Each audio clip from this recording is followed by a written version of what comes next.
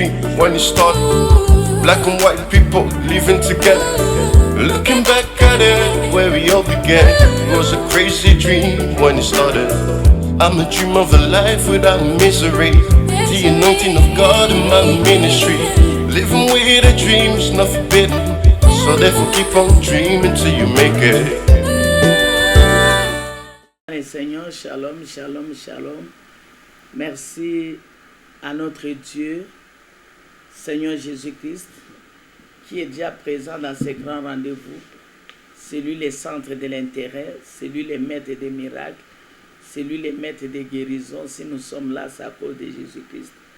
Nous saluons tout le monde, shalom, shalom, que la paix règne dans la maison de tout un chacun au nom de Jésus, parce que dans nos émissions, c'est Dieu qui vient vers l'homme. Tu es chez toi à la maison, tu ne cherches pas Dieu, mais Dieu est venu vers toi.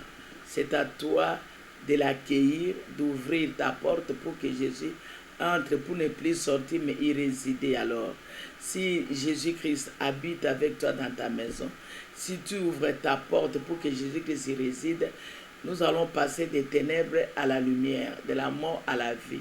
C'est ça ce que nous sommes en train de traiter, bien-aimés, de parler de ces passages. Même lui-même, Jésus-Christ, est passé de la mort aussi à la vie.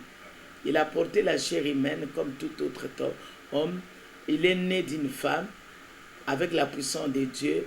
Il est passé dans les fentes d'une femme. Il est né d'une femme. Il a grandi avec la chair humaine. Mais il a accompli sa mission à la croix. Il est monté à la croix. Il a rendu l'âme à Dieu. Il est décédé. On l'a enterré dans un sépulcre neuf. De là, il est passé de la mort à la vie. La mort n'a pas pu contenir le Seigneur Jésus-Christ. Et toi aussi, tu ne mourras pas. Nous sommes en train de parler des enseignements très capitaux de la mort à la vie. La fois passée, j'ai donné l'illustration des 10 vierges. Les vierges sages et les vierges folles. Tous étaient des vierges. Donc, chacune d'elles avait une lampe. Nous sommes des chrétiens, l'épouse qui se prépare à la rencontre du Seigneur. Chacune de nous a une lampe. Moi, c'est mon Christ Azana Munda. Mais le problème maintenant, c'est l'huile à l'intérieur de la lampe. Ces femmes-là attendaient le retour de Christ comme aujourd'hui l'Église. L'épouse est en train d'attendre le retour de Christ. Tellement on a parlé de Jésus, même à son époque, bientôt je reviens jusqu'à aujourd'hui, l'Église commence à s'assoupir. Les gens commencent à se fatiguer. Il viendra. Un jour, la trompette sonnera et Jésus sera là. Quand bien même Jésus n'est pas encore venu, mais il y a la mort au quotidien. Les gens meurent tous les jours, du matin au soir, bien aimé, à chaque minute, à chaque seconde. Les gens meurent partout, partout, les gens meurent. Alors, c'est aussi un départ, c'est un enlèvement. Tu quittes ce monde pour aller attendre ton jugement dans les biens ou dans les mal. Alors, l'épouse attendait Jésus-Christ le Seigneur. Les 12 étaient les 12 vierges. Les 10 vierges. 5 folles et 5 sages. Les 5 vierges sages, ce sont des femmes, c'est l'épouse qui a la parole du Seigneur et qui a l'huile, qui a la puissance de l'Esprit, qui a l'Esprit. Alors, les 5 autres folles, ce sont des femmes qui viennent aussi à l'église, c'est l'épouse qui viennent à l'église, qui écoutent la parole de Dieu et suivent Karawan. Soit la parole est tombée le long du chemin, soit parmi les épines, parmi les endroits pierreux. Cette parole, c'est parti. Mais la bonne partie là qui tombe, cette parole qui tombe dans une bonne terre va produire. Alors la femme sage, la vierge sage, c'est celle-là qui garde la parole et il a l'esprit. On attend l'enlèvement avec l'esprit parce que Jésus-Christ sera dans les airs. C'est l'épouse qui sera enlevée. C'est l'esprit en toi qui t'aidera à aller à l'enlèvement. Sans esprit, avec ta lampe, tu seras où? Tu sortiras pour aller chercher l'huile et au retour, l'église est déjà enlevée. Bien-aimés dans le Seigneur, les choses que nous sommes en train de parler, ce sont des choses très sérieuses qui se passent dans nos vies. Même dans la vie actuelle, je vous ai dit que Jésus aussi est passé par là. Même dans la vie actuelle, combien tous les temps couler là, c'est ces passages. Mais ce je t'avais parlé de Jean, de Lazare, dans Jean 11. Lazare était malade. Il était l'ami de Jésus. On a envoyé les messagers vers Jésus pour dire à Jésus, Jésus, Lazare est malade. La réponse de Jésus était celle-ci. Cette maladie n'est point à la mort, mais pour que le nom de Jésus, le nom de Dieu soit glorifié. Et après quelques temps, Lazare est décédé. Dès que Jésus a appris que Lazare est décédé, 4 jours après, Jésus-Christ arrive. Pourquoi il arrive? Parce qu'il y a une gloire qui doit s'éclater dans la mort de Lazare. Il arrive, il croise d'abord Marthe avec peu de foi. Il parle de la résurrection à Marthe. Marthe qui ne comprend rien, il sait, oh Jésus, je sais qu'il va ressusciter au dernier temps. Jésus lui a dit, je suis la vie et la résurrection. C'est en Jésus-Christ qu'il y a la vie. Auprès de Jésus, beau monde, ils allaient, ils sait où ils allaient. Mais Marthe voyait la résurrection du dernier temps. Mais Jésus parlait de la résurrection actuelle. Alors, quand Marie est venue, Marie s'est humiliée sur les pieds de Jésus. Elle aussi a pleuré. Mais cette fois-ci, c'est une femme qui avait la foi. Jésus s'est pleuré. Mais ils ont conduit Jésus au cimetière. Arrivé là-bas, il a donné l'ordre d'enlever la pierre. Il a ordonné à Lazare de sortir. Et Lazare est passé de la mort à la vie. Bien aimé, ce que nous voulons, c'est quoi? Que nous menons une vie sereine. Que nous menons une vie saine. Que nous menons une vie irrépréhensible. Que nous menons une vie intègre et honnête, pour qu'en ce temps où la trompette va sonner, bien aimé, que nous soyons parmi ceux qui seront enlevés, l'église qui sera enlevée, tu seras parmi ces gens-là. Parce que tout ce que nous sommes en train de faire aujourd'hui, c'est attendre le retour imminent de notre Seigneur Jésus-Christ. Bientôt il revient, quand on ne sait pas, personne ne connaît.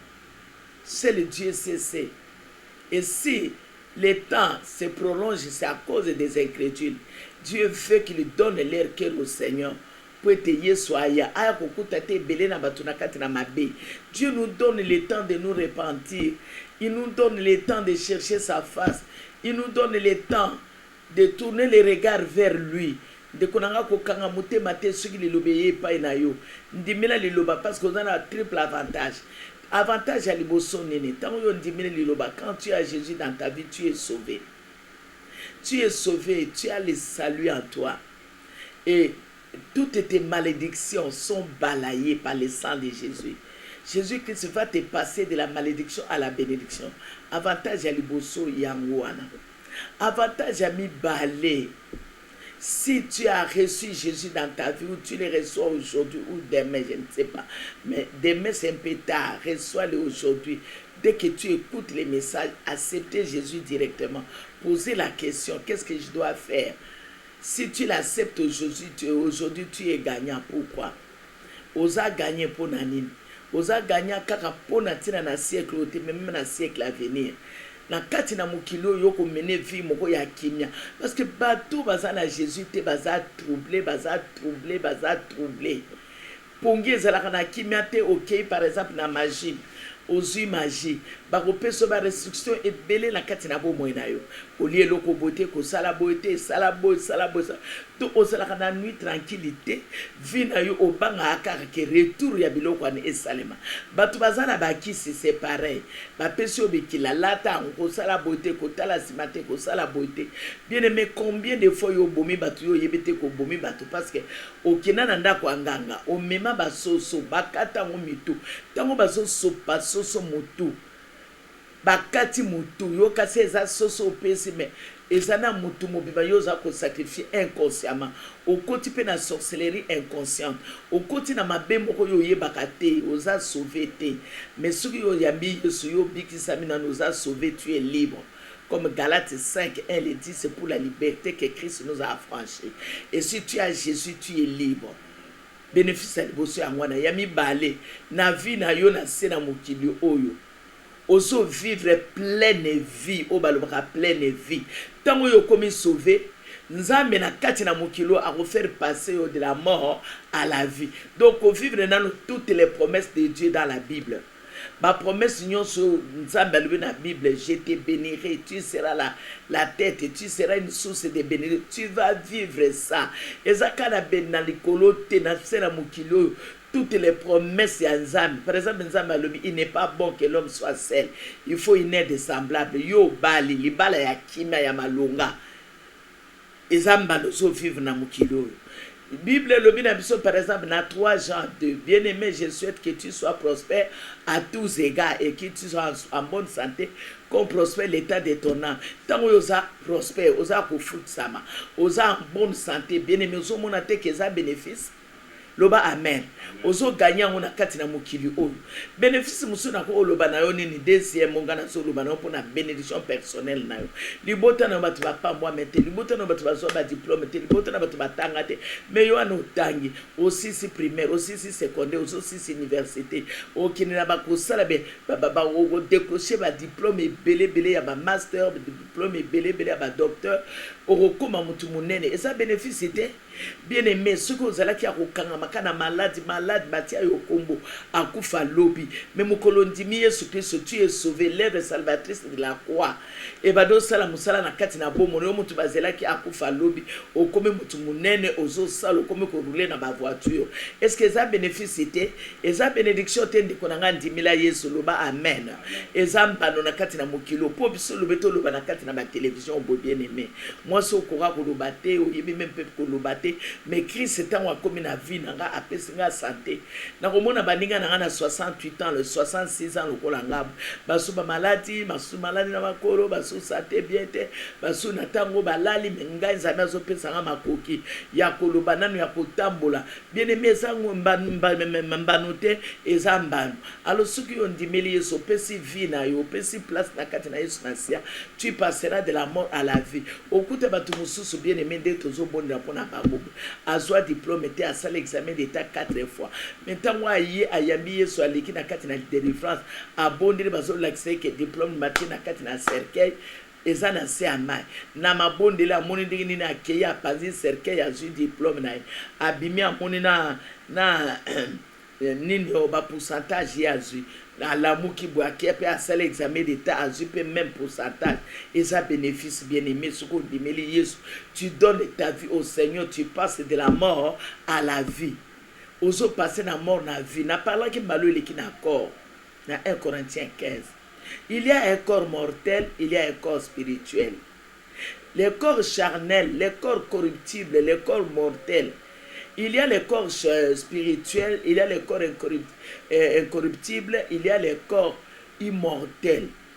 Tango corps na yo mortel et latisami mortalité na nzambe yo za gagnant. Tango corps corruptible, latisami l'incorruptibilité de Dieu za gagnant. Paul a le béni. Si je vis, c'est pas moi qui vis, mais c'est l'Éternel qui vit en moi. Ce qui nzambe a vivre na katino uzin nzoto na yo. Otika mo demer ya nzambe uzate mutu na kotonga kofinga koyina koluka mabe ya bato kobetaka maboko du matin au soir tu es en train de critiquer de jurer de faire du mal aux autres bien aimé tu ne gagnes rien mais tango yo pesi vino na Yesu zo luka Yesu zo kene musala na nzambe azopambola commerce na azopambola entreprise alobi na Deutéronome 28 à partir du premier verset si tu obéis à la voix de l'Éternel ton Dieu en observant et en mettant en pratique toutes les lois que Moïse t'a prescrites. Tu auras la supériorité sur les nations. Bien aimé, tu es battu, mon village, aucune nation pour prêcher parole.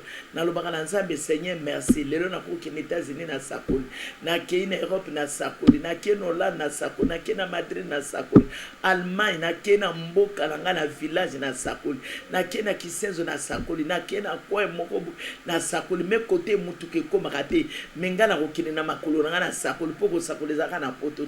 Ko sakoleza pe na ba coin oyo mituke koma kate totamura na mangomo simili puta obenili puta bo faut ko de ko évangéliser na coin wana totambola grâce na nzambe oyo tondimela to bika pe nzambe asala bikamo alonde konanga na ye pai na yo peut-être aux malades peut-être aux hôpital peut-être aux ba problème peut-être les bota na bino ba problème eleki ebele peut-être les bota na bino bobala ka teka ko bota peut-être les bota na bino obio tala ozotala ngo aussi mara mona na maboko te ba avortement sur avortement peut-être ozotalanga bambaso na makolo peut-être ozotalanga outi kosala accident peut-être ozotalanga kimi eza na vie na yo te olalaka te trouble minga na memeli yo kaka motu moko Jésus Christ ye nde atikaki trône aye na nse na mokili oyo.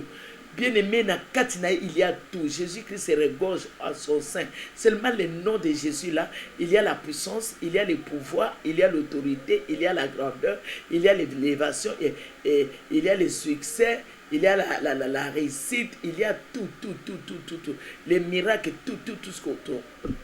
L'homme peut chercher au kuta on komo na Yesu Masia ya on eko parler na yo ko exauter yo ndeko ko za clouer te na sena na maladie na yo na problème na yo na difficulté na yo to yé po ete au le cas de la mort à la vie au kota nanu na kati na molimo to parler na âme mbalo eleki na kati na Lévitique 17 nzambe alobi nini mutu akomela makila asa asumuki suko lingoli ya nyama na yo kata mutu suko sopa makila parce que l'âme d'une personne ou l'âme d'un animal est dans le sang. Makila basimba kayango pamba te makila na biso pe ezalaka na cri makila na biso pe ganga kaliboso na nzambe yango ndeko na nga kolingaka kosalaka ba pacte na makila te oto lelana kata makila mela ya nganga na mela yo eza pacte moko okoko condamner génération no nyonso parce que ba alliance nyonso biso to sala eza l'alliance ya kala to tanga hébreu nyonso eza l'alliance ya kala o Moïse asalaka asala na kala makila ba nyama ya bandeke eza l'alliance o Jésus Christ a eko sala eza na makila na ye moko azu makila na ye comme sacrifice suprême. Alors makila bien-aimé dans le Seigneur Jésus Christ a sauvé biso tango makila ne esopani makila ame ya moto eza très important yango na bien-aimé kolinga kolia makila na motote kolinga ko sacrifier makila na motote na boya même ba système o dote yela nyama na ba osala na ngoni ni tabana ba osala na ngoni ni soso na ba osala na ngoni omona mona kena libala comme na ba problème na kati na libala parce que na dote ba sengi nyama yo suko za chrétien zwa nyama ba sengi opesa ngona mbungu pesa en espèce pesa na espèce ko pesa te ba soso ko pesa te ba nini peut-être ya ko rencontrer ba difficulté na sima na nsela na coutume to ebite biloko nini ezalaka na sima yango na nga pe na lingaka te bien-aimé liaka bien melaka bien ko lingaka te bazwa makila mutu mususu bazongisaka yo parce que l'âme c'est dans le sang, l'âme eza na kati na makila. Alors soki makila ezota mutu mususu ezokota na yo mutu mususu pona nini makila no esili pona nini boyi bien-aimé to bondelaka parce que eza na sang moko parfait. Alléluia. Et cependant qu'il n'est connu, son peut être bisoto zo abomo. Et au travers de makila on a bisoto big ça me peut aussi bomo. Bien-aimé, si on parle de l'homme, l'être, on voit l'âme, on voit le corps physique, on voit l'esprit. Alors, nakati na âme ndi angona zoloba. Âme na biso eza siège ya émotion. Âme na biso eza siège ya sentiment. Âme na biso eza place bato ayokaka souci, bato ayokaka passe, bato batungisa maka. Alors, âme na corps eza na contact na ba 5 sens, miso yo, mato, zolo, munoko, maboko, toucher. Nyonso wana, l'ouïe, la vie, l'odorat. Biloko les autres ya corps, âme, kati na biso na corps na biso libanda en contact. Yango zo munaka komba eza na kati na moto bien-aimé ezalaka na sens nini moto asumukaka mingi kana na ba 5 sens oyo eza na ye na corps physique na ye amoni na miso koko na biso aliboso asumuka ndenge nini. Satan alobi na Eve tala Eve atali na miso comment tu trouves ce fruit un fruit kitoko omoni te keza kitoko et la vie. Satan a ebisi akosi mwasi mokolo kolia yango yo okoma lokola nzambe. C'est la main de la femme qui est allée toucher toujours les 5 sens. L'œil a vu, la main a touché et la bouche a mangé. Tant a allé mobali peut aller ba comme une nuit ba ko découvrir biloko ba ko découvrir te. Tant ba zala ki na sena bokonzi na nzambe. Lelo ebele makambo ezosalela biso à cause ya les péchés. Alors Galates chapitre 5 atalisi biso. Dans Galates chapitre 5 à partir du 16e verset jusqu'à 22e verset. On a bazotalisa biso les œuvres de la chair. Eza manifeste, eza impudicité, eza immoralité. Eza querelle, dispute. Toutes ces choses, ce sont les œuvres de la chair. Le côté mosusu, bazotalisa biso le fruit de l'esprit, l'amour, la paix, la joie, la bénédiction, la fidélité. Mais balobi, marchez selon l'esprit. Et vous n'accomplirez pas les désirs de la chair. Tout ça dans Galates 5 à partir de 16. Marchez selon l'esprit et vous n'accomplirez pas les désirs de la chair. Car les désirs de l'esprit sont contraires aux désirs de la chair. Combat spirituel et joie origine nango yangwan. L'homme étant tiré de la terre. Regard nemingi ezalaka toujours vers la terre. Désir na mingi ezalaka vers les désirs terrestres, les choses terrestres, les choses mondaines. Et muto azalaka tiré mingi vers la terre. Mais l'esprit, ce qui mouinda et continue l'esprit en sa besoin na kati na yango lui, l'épouse doit avoir et la lampe et la lumière. Donc et la lampe et l'esprit. L'esprit a ses désirs. Esprit désir na yezanin. Yoso tamula dans la CTT. Azo garder une intégrité dans ça. Azo garder aussi la confiance dans ça. Azo garder aussi toujours na position à quoi accrocher dans ça. Ça c'est l'esprit. Mais la chair, et comme mayo olataye, et gotel sorika na miso tala moninga kuna ndinga alati kaka na kati l'église.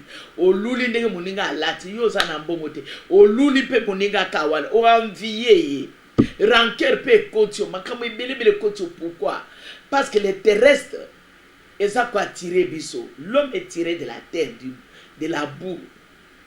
Yango terrestre et ben biso. Ndekonanga ko céder te yo chrétien. Oyo c'est la retour ya Christ. Ko céder te na chair na yo, ko céder te na chair. Et ne fait jamais le pacte avec l'esprit, avec la chair. Au coup à l'air moko boba tubakindaka bangola. O akata musapi na Angola, atika musapi na Angola pour nambo. Donc tu as fait couler ton sang à cause de l'argent. O batubakina braza, batika ba makila na ba on pour ba defa ba mbongo ba ko sala commerce. Lelo ebele ba kufa, lelo bato ango pe ba pa moi mate ba koma bato ko souffrir. Est-ce que ce soit repentir parce que tu as fait couler le sang pour obtenir l'argent. Lelo bato bazana magie, bazana occultisme, bazana sorcellerie. Balingi bazwa ba mbongo ebele, il sacrifie la vie des enfants. L'être humain est sacré. Le sang aussi est sacré. La vie est sacrée. Bien aimé, koko touché te na vie à moto. Ya on a interdit au kosimra makila motute, ko lingate pe obimsa moninga makila komi linga yo pete, kande su yo tige let zo bimsa makila. Ça c'est la sorcellerie, ne fait pas ça. Le cœur, l'âme de la personne est dans son sang. Et dans son sang, yango nzambe alobi na so tangi Lévitique 17 banda likolo tina se alobi mutu nyonso oyo akomela kolia kamakila partie à 10e verset 14 Lévitique 17 10 à 14 mutu nyonso oyo akolinga ambela kamakila mutu ana nzambe ko retrancher vie na ye nzambe akosepela na ngote okati nyama mutu ole nyama to zwi nyama étouffé otie ole na makila non makila balia kangote c'est ça l'âme d'une chose, l'âme d'un animal, l'âme de quelque chose. Alors mutu lingo buli sama okoma pète okoma saint au cas de la mort à la vie. Il faut observer les principes de Dieu, marcher dans la victoire, marcher en observant la parole du Seigneur. Sur le livre Deutéronome 28 de 1 jusqu'à 14, bénédiction sur bénédiction, bénédiction sur bénédiction. Pourquoi? Parce qu'il y a les lois qui ont été données dans mon Sinaï. Loi wana na alliance nzambe asali na peuple naï. Alors moi je garderai l'alliance avec vous et vous obéissez à mes ordres. Bien aimé alliance nzambe awangale ngote. Ay memi biso na nouvelle alliance toujours avec Jésus-Christ. Jésus-Christ comme médiateur de la nouvelle alliance.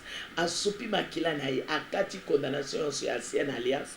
Yango mona mukola kufa ki voile ya parvis na lieu saint et katani lieu saint très saint et katani lieu très saint et tikali polele et la kisinini. Les lois d'hommes sont tombées, l'ancienne alliance est tombée et nous sommes entrés dans la nouvelle alliance où nous avons accès direct au trône de Dieu. Il faut le par prophète, il faut qu'un prophète a sa cola. Et ce sont des vrais, on ne sait jamais. Il faut qu'un prophète a l'ouba, il faut qu'un prophète a l'ouba, il faut qu'un prophète a l'ouba. Mais yo mokoko yo kamela ainsi dit l'Éternel. Ni notre zoluba, nous voulons qu'aujourd'hui nous passons de la malédiction à la bénédiction. Alors troisième banunayo ezani lola rokota. Lolo kokota la bimbana liboso, tu es sauvé, tu as le salut. Banami balé, tu vas vivre toutes les bénédictions de Dieu na mokilio. Tu mèneras une vie en abondance. Banami sato enlèvement tango ko salema yo ko kende. O connaître la marokende ko vanda à côté à Jésus-Christ pour l'éternité, dans la louange éternelle, dans l'adoration éternelle, dans la nouvelle Jérusalem. Voilà biloko wana yo soumis sato soki yo yami Yesu na kati na bomoi na yo. Bien aimé yo kozala tu mutu akolela lela pamba pamba. Bato bakende ke basimetiere butu. Eza bato bazo souffrir. Bazo kende basimetiere basala ba alliance na ba nyoka na ba nimi eza bato ya mulili soki yo poza na biloko wana. Tika na yo epa ya Jésus-Christ, c'est la paix. Aimé kozela kaye lobité, loba na elelo. Jésus a continué l'église. Atalaka mwasi moko courbe. Est-ce que yo kasi mokolo wana moto ya malade ezala ka femme courbe. Ba maladie bazalaki ba malade bazaki belé. Mais ezalaki jour ya mwasi wana dit c'est mon jour aujourd'hui. Peut-être prédication yé mpona yo. Ezala likambo moko lela 18 ans, 15 ans, 5 ans. 2 ans, au lélé on peut semaine au mobimba. Les kamomoko et 5 serayo pongyo Coca-Cola la tesuko kanisi les kamboana pongye silio na misu lelo ne likambo yesu akoloba soit délivré de cette maladie. A komika katali mwaswa na bi femme, tu es délivré de ton infirmité. Imposer ma boko moi c'est à télémer à glorifier Nzambe. Ndeko nanga persévérer kokende ata likambo yango nano moni solution na yango te mokolo moko ezali koloba te nga na tiki Nzambe nga na kosambela so Nzambe te otiki église okebo non Jésus-Christ est le même hier aujourd'hui et éternellement oya sali na kati na mwasi oyo bien aimé azosala pe na kati bongo soki ayaki église te est-ce kalingaka kutana na miracle wana lokola yo zotala émission oyo Sokokuta na pena miracle okubika nazo déclarer na lobi obi na problème obi na difficulté nzambe azopi sa solution. Jésus-Christ est là présent. Il veille à la parole de ses serviteurs pour l'accomplir. Bien menga na mona ba témoignage kana ba télévision mutu ba yaki atalanga émission kolo nyonso atala mokolo wala mutu mo ayaki na ndako ne po asala e mabe ayeka bo pa akoti na kati na ndako akuti azotala ayibise ozotala ba aventure oyo alobi vanda bisika yo vandi ngana azotala malakisi ngai ti na suka na onde na koyamba to comme na prière partie à prière au nom de Jésus banguna no bakokima banguna no bakotika banguna no mwana mwaso ayaki na mission abandi ko tutuka na salon na yaki na mission pour na salon mabe batina nga boy bongo so azala kana prière te bongo so alanda ke mission te bien aimé ce que alinga kazala sauver mokolo wana bien aimé dans les seigneurs on zota l'émission ko linga to zapaka vanda na nulanda ngo de début jusqu'à la fin peut-être ezana loba moko ko toucher yo moi si osuka ya église te kozanga église te osambela ka mardi vendredi dimanche ndeko na zala mardi l'église zala vendredi l'église zala dimanche l'église oyebite mukoloni nzambe ko visiter yo oyebite mukoloni nzambe ko visiter yo moi si o kaka boye na konki na ye courbe bato bazo tchola ye bato bazo finga ya bonga kate abala kate mais mukolo na ye l'église akutani na frère moko abia ko bala ye mukolo na ye l'église akutani na guérison malade na yo babaki ba opérer combien de fois to monaka na lera ba prier na lera adoration muto aye pa na nzambe tala passe il faut ba opérer mais en plein prière yo ki eloko ibimi ake opération ngo isale limité. Oh bien-aimé dans le Seigneur, la femme bouchie, la femme courbée, aujourd'hui c'est toi et moi. Cette parole est sortie pour toi et pour moi. Tu es courbé d'une autre façon. Longtemps courbé, mais l'Éternel te redressera. Je ne sais pas comment tu es courbé. Yéné azalaki bouchi, azalaki na konki, mais yo peut-être aux courbé. Na problème il est là, peut-être au luka robota, peut-être au luka libal, peut-être au luka rakima, peut-être au luka musala, peut-être au luka l'étude qui n'est pas famille n'a pas raté, bazo rappel le côté mais yo, nous avons levé pour ça une exception. Y a on a bien aimé. Moi je suis venu comme un canal de bénédiction, mais c'est Dieu qui nous bénit à ce moment. Jésus-Christ a continué à attendre. Il y a écouté moi soir. ABC, na linga lecture au mingi. Une femme possédée d'un esprit qui la rendait infirme depuis 18 ans. Elle était courbée. Donc la femme était possédée. Lorsque Jésus la vit, Jésus lui adressa la parole et lui dit, femme, tu es délivrée de ton infirmité. Tu es délivrée de ton problème. Au nom de Jésus, que cet homme qui a dit à cette femme, bien aimé, si tu crois, tu verras la gloire du Seigneur. Si tu crois que le problème qui est en toi, tu es délivré de ce problème. La femme, quand elle allait à l'église, est-ce qu'elle savait qu'elle était possédée? Croyait qu'une simple maladie. Mais or, elle était possédée par un esprit qui la rendait infirme. Et quand les chefs des synagogues s'est opposé, Jésus a dit, celle-ci est aussi la fille d'Abraham. Est-ce qu'on ne pouvait pas les rendre pure, la délivrer de son infirmité, de sa maladie? Les jours du sabbat, hypocrite, il a dit à ces gens, hypocrite. Bien aimé, ça n'a pas tout le monde. Ata mutango alingite alingika yo zalaka bongo. Alobano zala no ka bongo, mais Jésus Christ est venu avec l'évangile et la guérison miracle. Évangile na yezala katea. Même dans Luc 4:16 jusqu'à 21. A fumuli livre à l'esprit du Seigneur sur moi. Il m'a oint pour porter la bonne nouvelle aux malheureux, guérir ceux qui ont les cœurs brisés, libérer les captifs, les recouvrements de vie à tous les aveugles. Attendre, rendre libre les opprimés. Et à la fin, à Kegovada, cette parole de l'écriture s'accomplit aujourd'hui. Donc, parole et écriture, elles ont une démonstration de la puissance. Bien aimé, derrière la parole, c'est Jésus-Christ lui-même. La parole de Dieu, c'est Jésus-Christ lui-même. Et cette parole a toujours été accompagnée de guérisons et de miracles. Pendant que yo landa mission, bien aimé dans le Seigneur, landa on a kondima, landa on a confiance. Tu es lié par un zambe, oyazo lobelayo, par canal oyati, yo komono kozala déchaîné. Au monde va chaîne yo se kanga makayo ezo katana. Au monde yo kozala libéré. Na ban prise ya diable partout où Jésus-Christ passe. Et chaque fois quand la parole de Dieu sort, cette parole ne rentre pas au plaisir du Seigneur sans accomplir des effets. Le col est l'obeso bimalelo. Et zangata batu dit c'était par mon miracle to guérison na vie na bango. Ya mona lobi yozala parmi bango au nom de Jésus-Christ. Histoire ami balé na otangi lote yotanga. Ezana Matthieu 9 19 à 22. Il y a une femme qui était atteinte d'une maladie de perte de sang pendant 12 ans. Tu connais l'histoire très bien mieux que moi. Cette femme a vendu tous les biens qu'elle avait pour aller chercher les meilleurs médecins en Suisse, partout, en Amérique, partout. Elle n'a pas obtenu gain de cause, bien aimé. Elle a cherché, elle a marché à Soukinaye. Mais un jour, le solo que Jésus-Christ est là. Il est en train de passer, il est en train d'évangéliser. La femme était impure parce qu'elle avait les menstrues. Donc, là, ça qui n'a période, il y a menstrué. À Koka qui te pousse à la place, Batou Bazali.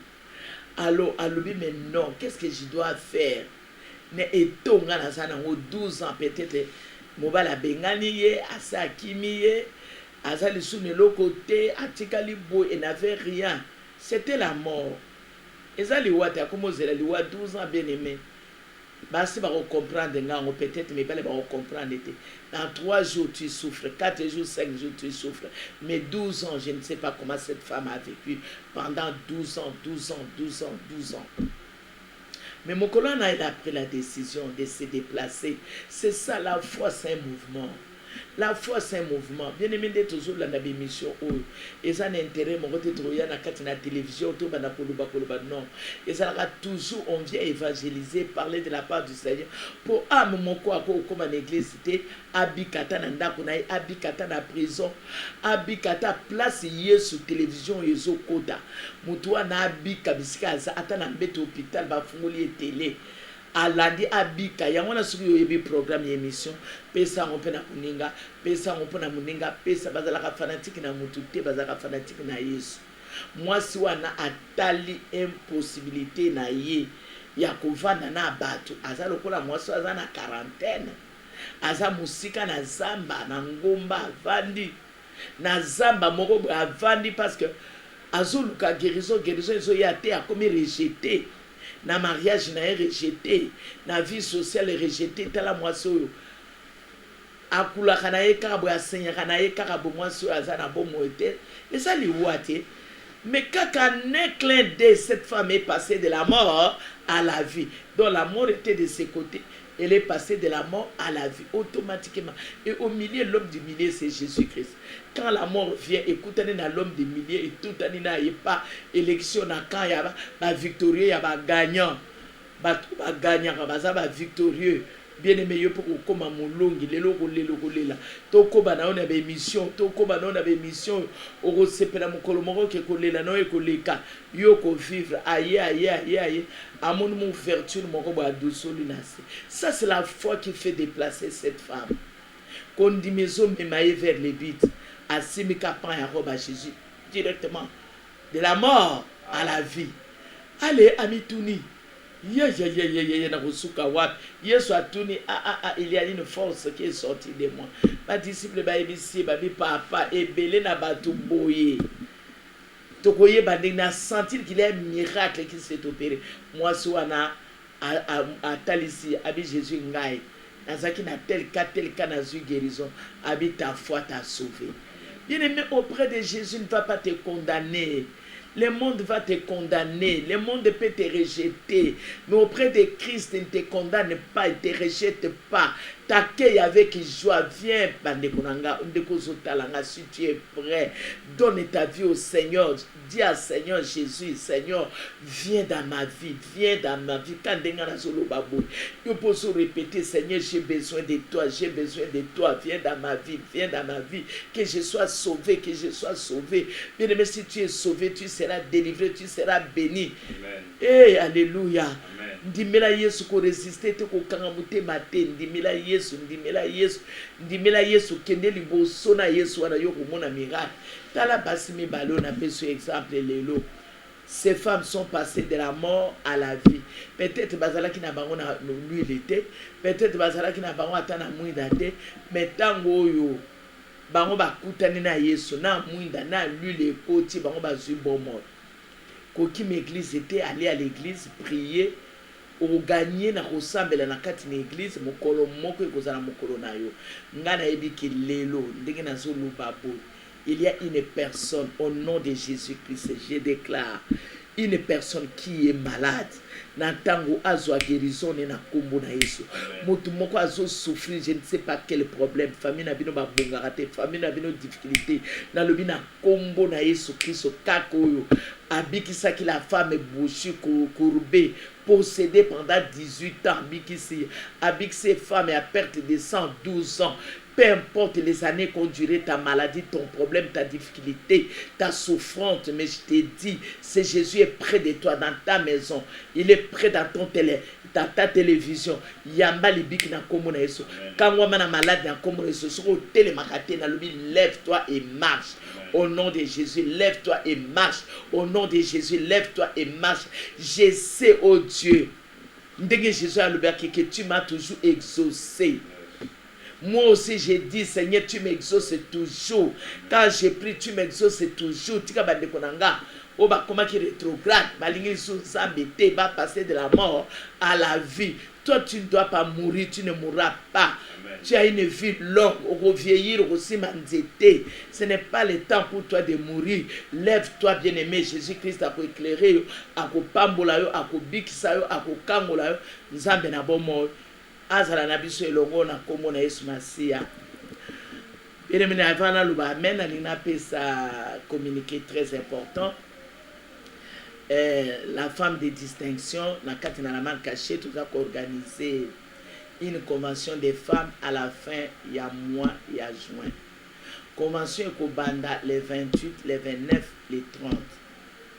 Les 28 juin, les 29 juin, les 30 juin. Les 30 juin, tout a une prière nationale. Prière monene pour natina na mboka tobo sanate que mois de juin eza mois mboka na biso ezwaki libération ezwaki indépendance ezalaki lisusu dépendant na ba Belge te et komaki affranchi elobi na elongo na maboko ya ba Belge mais eza na ba domaine ebele ya vie na biso eza nano esclave. Dépendant toujours, dépendant toujours, dépendant toujours. Alors venons, prions ensemble les 30 pour tous célébrer, bien-aimé, la libération totale. Tala makamundingi zo leka na est. Tala ba guerre de baninga na biso bazo kufa na est. To sangana, to bima na bandako na biso lokwa na fête ya tabernacle. To bimi na ba tente na biso to keve le lieu où l'Éternel indiquera pour être biso to bonde la programme yangwana le 28. Le 29, les 30 conventions des femmes, mais les 30, nous allons faire une célébration, des déclarations pour notre pays. Moutounion so aroso makamwa drapeau ya mboka ya mukie.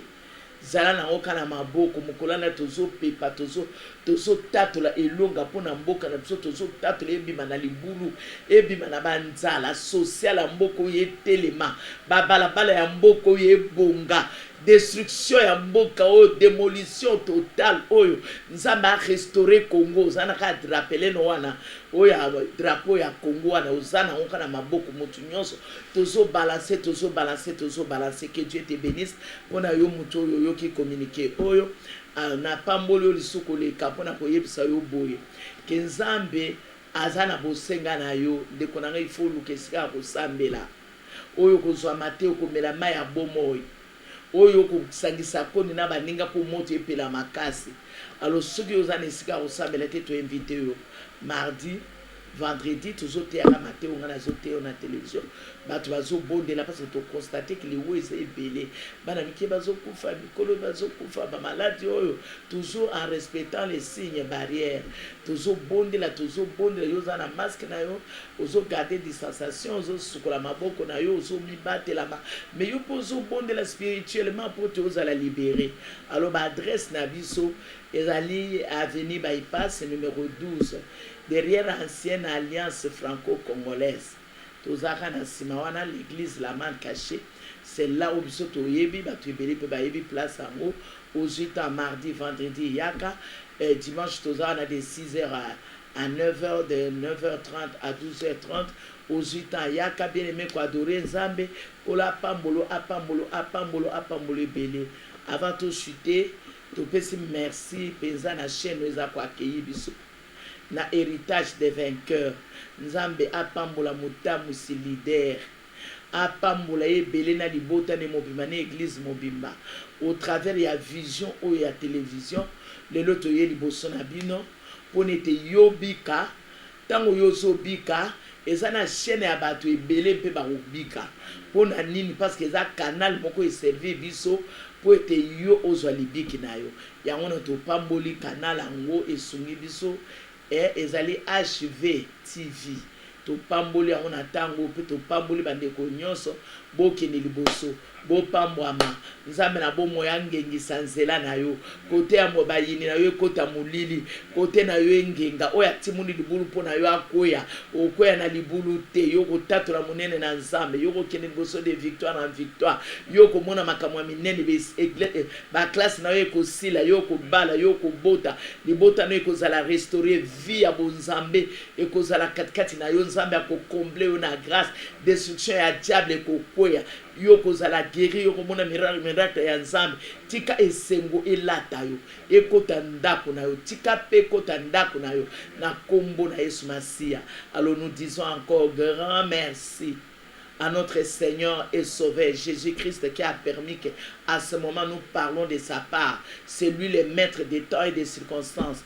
Merci au Saint-Esprit qui est en train de toucher la vie des gens pour la libération, pour la guérison. Et j'ai dit merci au finish à mon frère Rabi qui est toujours derrière les caméras, et j'ai béni aussi mon mari, j'ai béni toute la communauté La Main Cachée et tous mes enfants. Que Dieu vous bénisse abondamment, abondamment. Papa Moukwabili, soyez bénis, tout le monde soyez bénis, jeunesse sa mission bénie, maman, papa, que toute l'église soit bénie dans le nom précieux de notre Seigneur Jésus-Christ. Le Dieu que nous prions ne tombe jamais et ne tombera jamais. Au nom de Jésus-Christ. Amen.